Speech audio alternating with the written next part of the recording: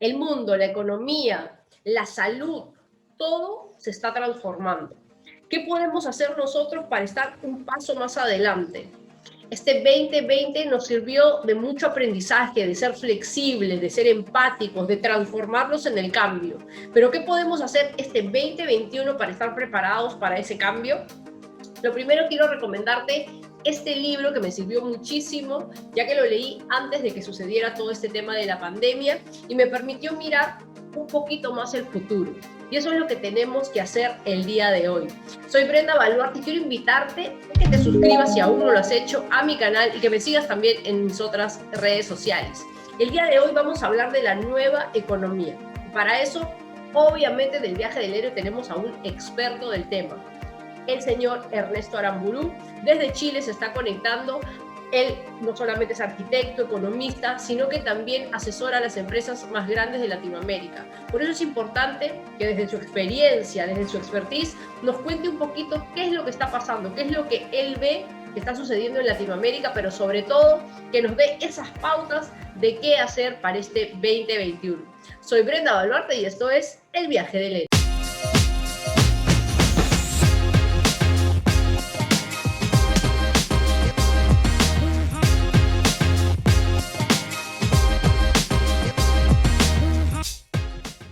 ¿Qué tal, Ernesto? Muy buenos días y gracias por aceptar esta entrevista. Necesitamos saber qué está pasando en la economía, por eso vamos a hablar de la nueva economía y qué mejor hacerlo contigo, que eres un experto en el tema, que asesoras muchísimas empresas tanto en Perú, Chile como en Latinoamérica. Primero pongámonos en contexto, Ernesto. A nivel económico, ¿qué se ha vivido en el 2020? Mira, experiencia hoy día con lo que está pasando, yo no sé si alguien la puede tener, pero en el fondo vamos a intentar qué es lo que pienso al respecto. El 2020 ha sido una caja de sorpresas, algunos nos tomó muy en el aire, a otros más avanzados y a otros preparados. Los cambios fundamentales fueron obviamente dados por la pandemia y tener que recluirnos en las casas y habilitarnos en las casas un lugar de trabajo para poder actuar. En mi caso personal, hace 30 años que hago homework o home office, así que no me afectó en nada, siempre he estado preparado, que era algo bastante cómodo por mi tipo de trabajo. Y siempre me ha gustado trabajar en mi casa algunos temas. Entonces, lo que pasó fue ese cambio. Muchos no creímos en esto, siempre veíamos lejos la pandemia, porque era en China, después fue un poquito en Europa, pero acá no llegaba. Pero cuando llegó, llegó con todo. Y ya sabemos entonces que estamos a 4 meses del origen de los focos, como pasó el año pasado. La segunda ola vino hace 3 meses en el cono, en la zona norte, en Europa. Ya en este momento la tenemos encima. Y estamos viendo que Europa está entrando en una tercera, por lo tanto, este tema no va a cambiar. El 2020 motivó entonces la desconfianza en la Organización Mundial de la Salud, en los remedios, en lo que había que tomar, en que la pandemia venía, no venía. La gente comenzó a jugar un poco o a especular con esto, pero llegó marzo y marzo bloqueó la economía. Y tuvimos de marzo a junio, marzo, abril, mayo y junio, en realidad una sorpresa tras otra, encierros, cuarentenas, toques de queda, y no había cómo desarrollarse. Algunas empresas estuvieron preparadas y esa es la primera lección. Tenemos que estar preparados para lo que viene. Las empresas que estaban preparadas para ir a hacer la venta por internet, el e-commerce, o que tenían para venta de despacho, que tenían una buena logística, soportaron mejor el paso de esta pandemia. Las que no estaban preparadas tuvieron que prepararse, pero perdieron 4 o 5 meses. Eso a nivel de empresa. La segunda fue a nivel de personal. Si tomaste en serio lo que venía, tenías que haber cortado o limitado el trabajo personal a la gente que podía seguir trabajando en las nuevas condiciones y no seguir cargando de repente una planilla excesiva por mucho tiempo. La verdad es que era difícil la decisión, difícil de tomarla. Yo no saqué a nadie tampoco de las empresas. Por ahí después de 3 meses redujimos algo el sueldo, pero en realidad la medida había que tomarla drásticamente. Hubo cadenas de restaurantes cercanas a mí, digamos, que dijeron cerramos, y cerraron de golpe. y por ahí comenzaron a vender todos los activos que tenían, la mercadería que tenían, que se iba a malograr, las cajas, etcétera, haciendo despacho a domicilio o reconvirtiéndose en alguna bodega o centro de alimentos. Otros porfiaron, y esos que porfiaron han perdido prácticamente todo. Hay un 35% del comercio en el Perú que no ha salido de la pandemia y es muy difícil que salga. Esto ocasionó también otro problema. Todo lo que era, todas estas fantasías, las tiendas por departamento, bueno, las acciones bajaron al 30%, al 40%, empresas que eran solidísimas, ¿para qué poner nombre? No pudieron seguir. Empresas gigantes de comercio al suelo, los bancos al suelo, o sea, todas las acciones a menos de la mitad.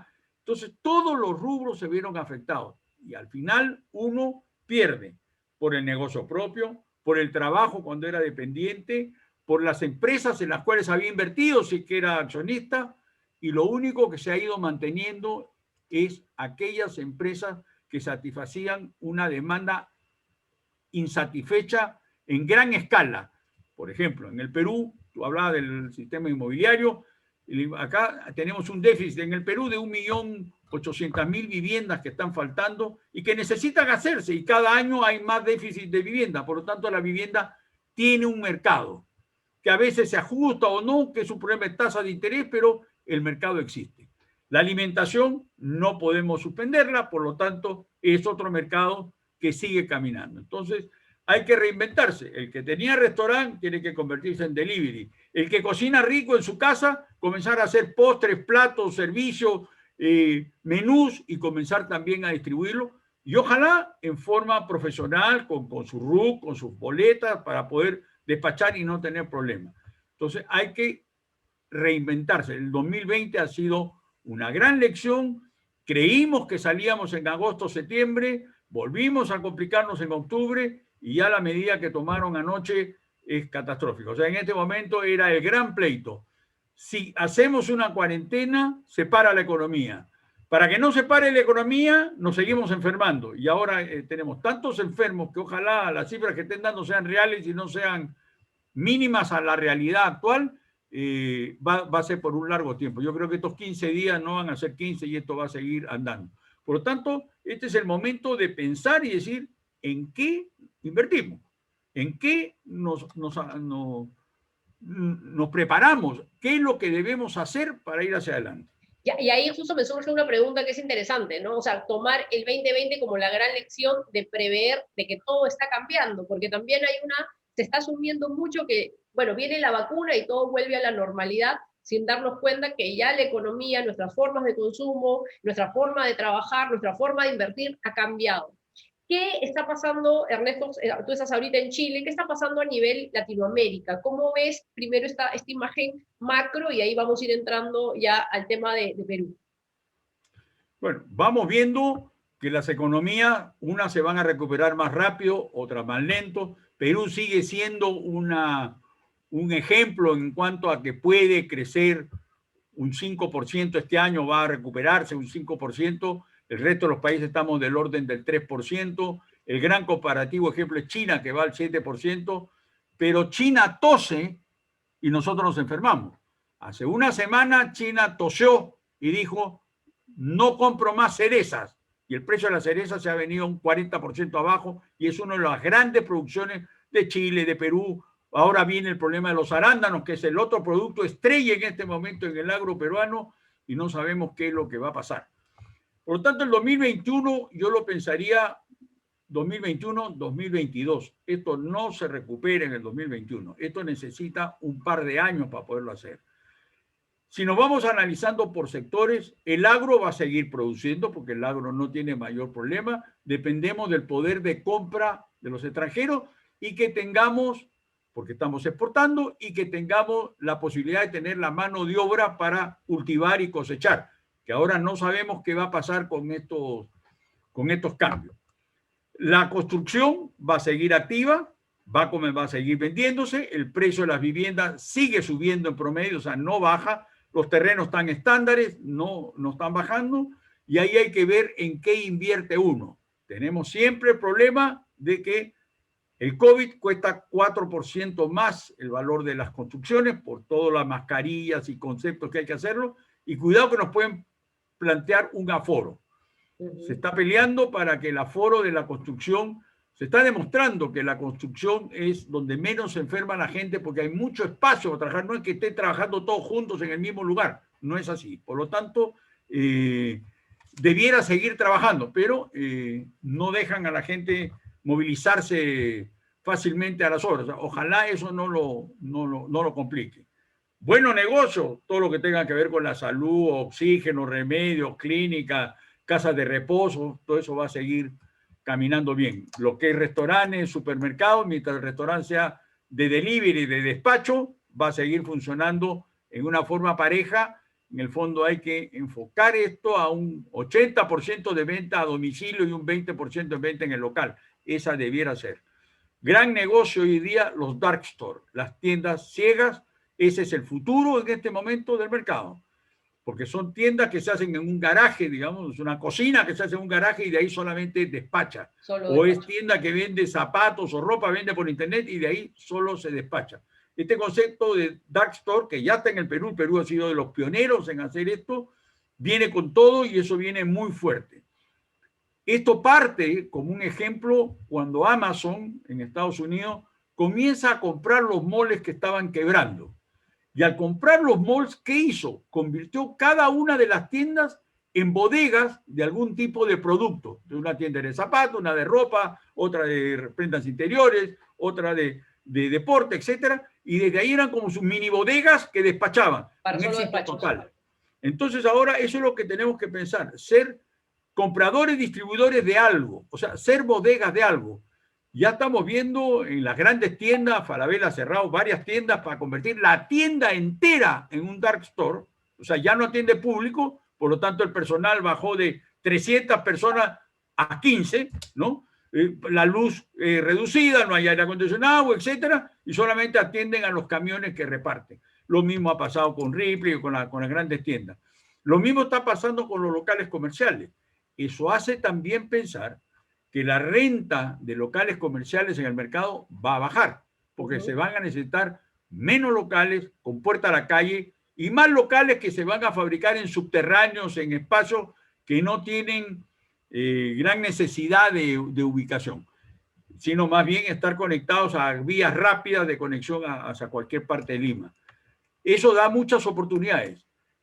También hay una gran oportunidad para toda la logística, para bodegaje, para almacenamiento, ya no solamente almacenamiento para despacho, sino almacenamiento puro, o sea, dar servicios de arrendamiento y logística. Es otro de los negocios que vienen también creciendo con mucha fuerza.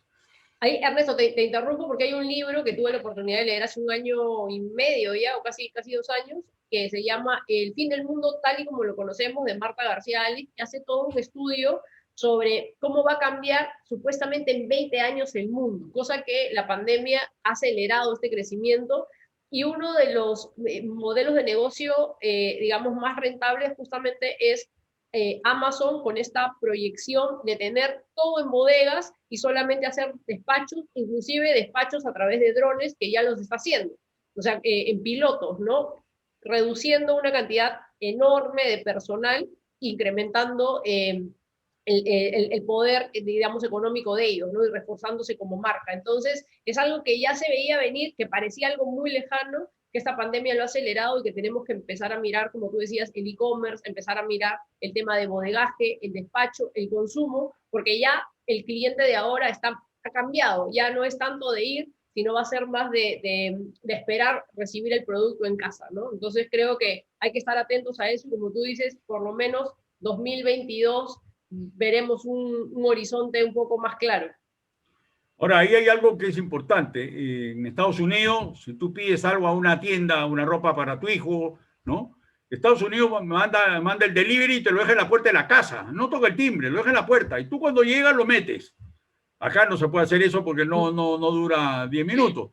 Pero también los drones hacen lo mismo. Viene el dron y lo deja en la puerta de la casa. En Lima no se va a poder hacer, o en Perú no se va a poder hacer. Vamos a tener que tener centros de acopio y recojo. Entonces, vas a comprar, y te van a decir, puede recogerlo a partir de tal fecha aquí, cuando está llegando, avise por teléfono para tenérselo en la puerta. O Claro. sea, hay un ejemplo interesante en lo que está haciendo Parque Arauco en todos sus centros comerciales, que te entregan en el estacionamiento, o en el mismo Lima, tú te tomas el PCR, para tomarte un PCR te piden que vayas en auto, no más de 2 personas por auto, y el PCR te lo toman en el auto, ni siquiera te bajas. O sea, ese tipo de cosas, ese tipo de trabajos o de servicios se van a ir dando. La clínica, la teleclínica o teleconsulta, de todas maneras, anda muy bien, porque en realidad muchos médicos no necesitan tocarte, sino simplemente ver los análisis en una relación química, está funcionando. O sea, eso viene. Buenísimo. Creo también que el tema de la salud da la oportunidad para generar centros médicos dentales o de oculistas, o sea, de temas precisos en inmuebles de 1.500 metros cuadrados para hacer mini clínicas especializadas. Yo creo que ese también es otro rubro que viene con bastante fuerza. Ernesto, vamos a ir entrando al tema inmobiliario, que es uno de los que más dominas, y creo que es importante porque se ha puesto, creo, muy de moda estos grandes influencers como Carlos Muñoz, Jürgen Clary, que hablan de que ellos son unos exitosos en el tema inmobiliario y a nivel de empresa no se les conoce mucho, pero sí a nivel digamos, de influencers. ¿Cómo ves tú estos influencers de éxito que salen en el yate hablando de cómo han hecho negocios en el mundo inmobiliario? Hay dos tipos de estos influencers. Uno que es la persona conocida, no sé, no voy a poner nombre, pero digamos la modelo de televisión, el muchacho que es el artista, etcétera, que cuentan sus experiencias. Yo me compré una casa de la playa en Puerto Viejo, maravilloso, hago tabla todas las mañanas, corro, maravilla, todo, el club. Bueno, ese influencer hace que otros que lo siguen consigan el auspicio, sin hacer publicidad directa, sí contando una experiencia de lo que a él le gusta. Si a él le gusta viajar a Cusco o a Chiclayo o a la hacienda tal, todo eso, ese es un influencer. Y el otro es el influencer que cuenta cosas de su vida, no necesariamente cierta, en que dice, a mí me fue fantástico por esto, y al final acaba invitándote a que inviertas con él. Eso te interesa una vez, 2 veces, después te das cuenta que nadie la puede hacer en todas igual. La receta es bastante clara. El negocio inmobiliario hay que tenerlo claro. Es muy interesante. Alguna vez hemos hecho la fórmula y podemos hacerla el día que quieras con el proyecto que uno esté manejando. Es que si tú compras una propiedad a 10, 15 años y tú la arriendas, si consigues que la propiedad te cueste o la tasa de interés se acerque o se iguale con la tasa de interés que te están cobrando, el departamento se va pagando solo. Y entonces la idea es que tú tengas el 20% del pie de un departamento y luego, por decir un departamento de $100,000, pones 20,000 y luego todos los meses la arriendas. Te van a pagar 5 o 6% al año de esos 100,000, o sea, $6,000 dividido entre $500 mensuales, y eso es lo que tú recibes. Y probablemente vas a estar pagando de tasa de interés $520, $530. Por lo tanto, tú pusiste 20,000 y el arrendatario está pagando tu cuota y tú $20 más. Eso significa que al cabo de 10 años eres dueño de la propiedad y solamente pusiste los 20,000 y un poquitito todos los meses.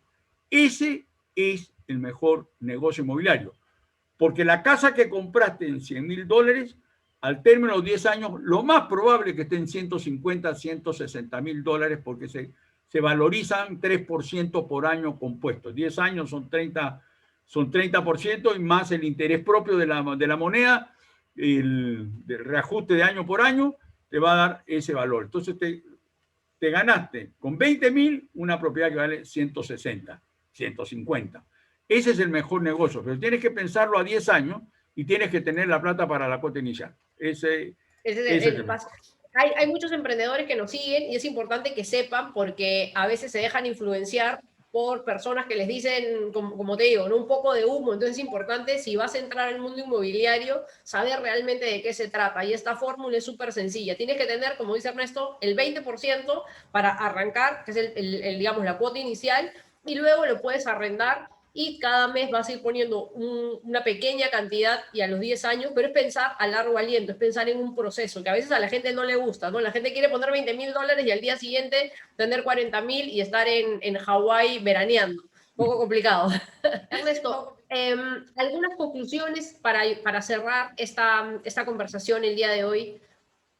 ¿Qué le podría decir tanto a las personas que están emprendiendo, a las personas que están con incertidumbre económica, que dicen, ¿qué debo de hacer? Desde tu experiencia, desde tu asesoría a grandes empresas, que no mucha gente tiene la oportunidad de escuchar a un experto como tú, ¿qué nos puedes recomendar?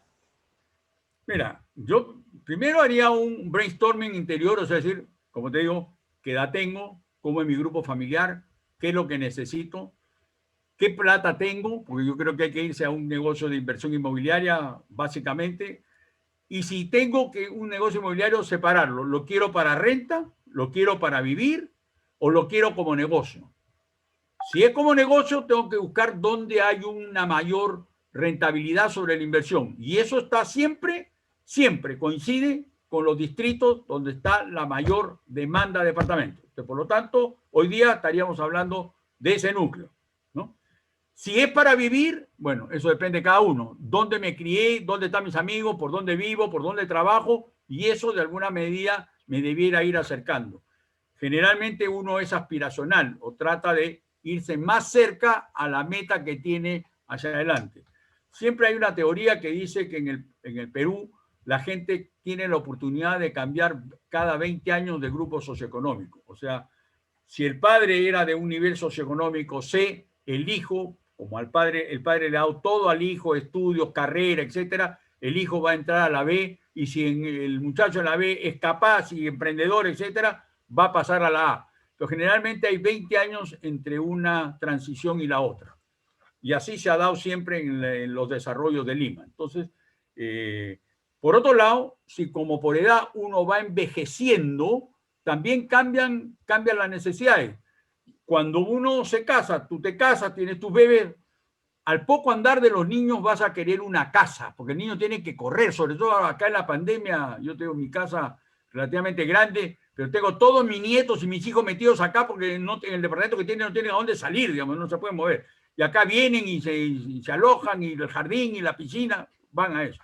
Pero conforme uno va envejeciendo, se tiene que recluir a algo más chico. O sea que así como crecimos de 1, 2 y 3 dormitorios, también vamos a ir bajando, ¿no? Entonces, a veces nos hemos ido para tener casa en Lima a vivir hacia las afueras o irnos a vivir a La Molina o al sur o a Surco, pero pasado un tiempo vamos a regresar a donde nacimos, donde está todo nuestro eje de vida. Y ahí entonces hay que saber en qué momento de la vida estamos, con qué plata estamos, y con eso mirar las ofertas. Y ahí, si quiero un departamento de tanto, ¿cuánto hay? O cuánto me alcanza en Miraflores con $100.000, cuánto me alcanza en San Isidro, cuánto me alcanza en Lince, etcétera. Lince es otro distrito que viene en este momento creciendo con mucha fuerza, y además es un distrito muy central, ¿tá? Si uno saca el plano de Lima y parte un eje, el medio de Lima está en Lince. Y lo más importante es que estamos justamente con este deseo de transformarnos. Hemos pasado